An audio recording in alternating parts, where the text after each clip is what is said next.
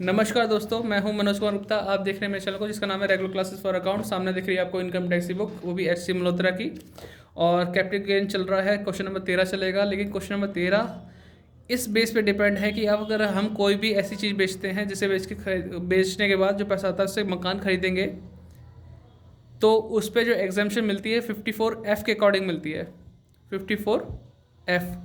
लेकिन हम क्या चीज़ बेच रहे हैं? हम यहाँ पे बेच रहे हैं शेयर और बदले में खरीद रहे हैं मकान। ठीक है, शेयर बेच के डिबेंचर खरीदोगे तो उससे भी एग्जाम्पशन नहीं मिलती। लेकिन ध्यान रखना, अगर हमने शेयर बेच के मकान खरीदा तो 54F के अकॉर्डिंग मिलेगी, जिसके बारे में आपको नियम पता होना चाहिए। दीपक ध्यान दे बेटा। तो ये हमने क्या किया था, 4 लाख का हमने शेयर बेचा, उसमें 1.5 लाख कमाए, अभी पूरा पढ़ दूंगा मैं, और बदले में मकान खरीदा।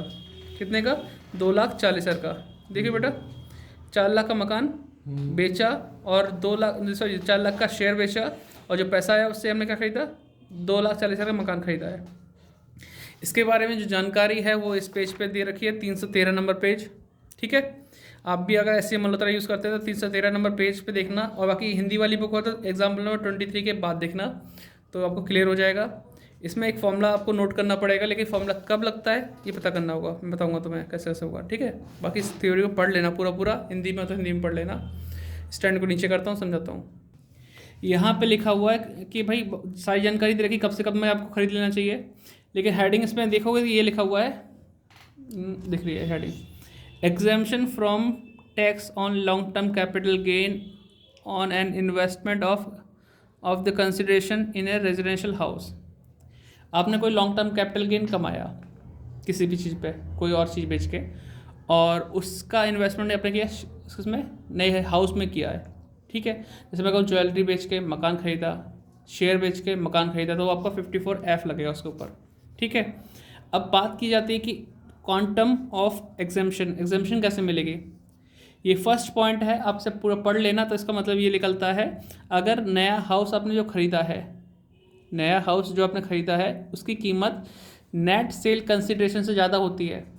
मतलब हम कहते हैं ना, सेल किया 5 लाख में, सेल किया कोई चीज़ तो उस पर कुछ खर्चा भी होता है, तो मैं बोलता हूँ कि 50,000 रुपये खर्च कर दिए सेल करने में, तो नेट सेल कितनी बची? 4.5 लाख। 4.5 लाख का सेल माना जाएगा नेट सेल। और आपने जो बदले मकान खरीदा है, अगर वो उस 4.5 लाख से ज़्यादा हो, मकान की कीमत कितनी हो? उस 4.5 लाख से ज़्यादा हो, उस केस में जितना भी प्रॉफिट हुआ, गेन हुआ, कैपिटल गेन, वो पूरा पूरा एग्जाम्पशन में आ जाएगा। अगर नए मकान की कीमत नेट सेल से ज़्यादा है तो जितना भी गेन हुआ होगा उस क्वेश्चन के अंदर, वो पूरा पूरा गेन एग्जाम्पशन लेने के काम आ जाएगा। लेकिन सेकंड पॉइंट की बात करते हैं, अगर नए मकान की कीमत उस नेट सेल कंसिडरेशन से कम है तो ये फॉर्मूला लगेगा। 2 ही पॉइंट है समझने के लिए, या तो उससे ज़्यादा कीमत हो तो पूरा पूरा एग्जाम्पशन ले लो, लेकिन अगर उस नेट सेल से कम है अमाउंट नए मकान की, तो हम ये फॉर्मूला लगाएंगे, capital gain into cost of new house upon net sale consideration. इस फॉर्मूले को भूलना नहीं है, बिना इसके काम नहीं होगा 54F में। ठीक है, तो आपने फॉर्मूला लिख लिया होगा। अब क्वेश्चन नंबर 13 चलेगा। ठीक है, तो इसे कराते हैं स्टैंड ऊपर करके। तो बेटा जी शुरू करते हैं क्वेश्चन नंबर 13। सर उन्हें टाइम लगेगा। तो भाई हमारे यहाँ पे यह लिखा हुआ है कि, हाँ क्वेश्चन मैंने नहीं पढ़वाया था यार, मैं तो भूल गया, लेकिन पढ़वा दो पहले, है ना। तो एक बच्ची आ गई थी, इस चक्कर में बात करने में लग गए और मैं यही भूल गया, मैंने पढ़ाया नहीं पढ़ाया, पॉज करनी पड़ी वीडियो। तो यहाँ देख लो क्या दिख रहा होगा आपको रंग से, इसका स्क्रीनशॉट ले लेना। On 1 July 2020 Dhirendra sold share of Infosys limited for 4 lakh, 4 lakh के शेयर बेचे, and earn a long term capital gain amounted to rupees 1.5 lakh. 4 lakh के शेयर बेच के उसने 1.5 लाख का प्रॉफिट कमा लिया, कैपिटल गेन कर लिया।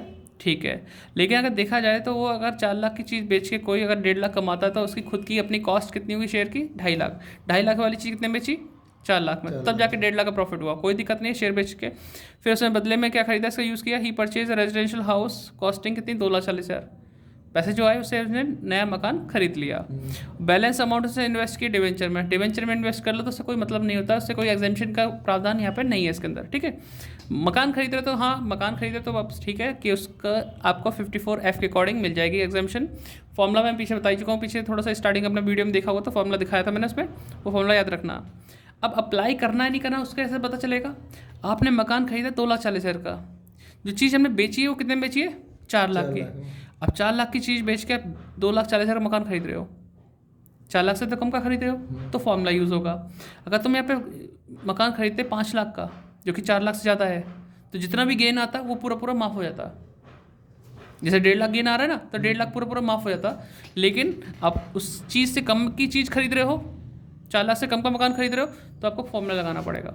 ठीक है बच्चों, अब क्वेश्चन कराते हैं। थोड़ा वीडियो को लंबा हो गया, थोड़ा सुन लेना, समझ लेना, क्योंकि एक्सप्लेनेशन नहीं करूँगा तो समझ में नहीं आएगा ढंग से आपको।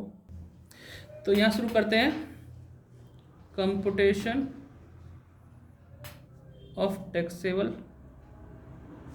Capital gain for the assessment year 2021 और 22 लिख दिया। हमने क्या किया, सेल्स ऑफ शेयर या सेल ऑफ शेयर भी लिख सकते हैं, 4 लाख में बेचे, लेस कर रहे हैं। अब लेस में इसलिए करो फॉर्मेलिटी के तौर पे कर रहा हूँ क्योंकि हमें पता था कैपिटल गेन कितना हुआ। लेकिन अगर लिखूंगा कॉस्ट ऑफ शेयर्स, ठीक है, कॉस्ट ऑफ शेयर, या फिर इसे लिख सकता हूँ इंडेक्स कॉस्ट ऑफ शेयर, तभी तो लॉन्ग टर्म आता है इसमें। तो वो होगी 2.5 लाख की, तभी तो जाके हमारा 1.5 लाख का प्रॉफिट आया, क्योंकि हमें बताया कि 1.5 लाख का प्रॉफिट आया 4 लाख की चीज़ बेच के, तो 2.5 लाख की चीज़ होगी तभी तो 4 लाख में बेच के 1.5 लाख का प्रॉफिट आएगा। तो ये कैपिटल गेन हो गया, क्या हो गया, लॉन्ग टर्म कैपिटल गेन। लेकिन हमने टैक्स से बचने के लिए मैम हमने इसका यूज़ कैसे किया है, मकान खरीदने में किया है। तो हम लिखेंगे लेस एग्जेम्पशन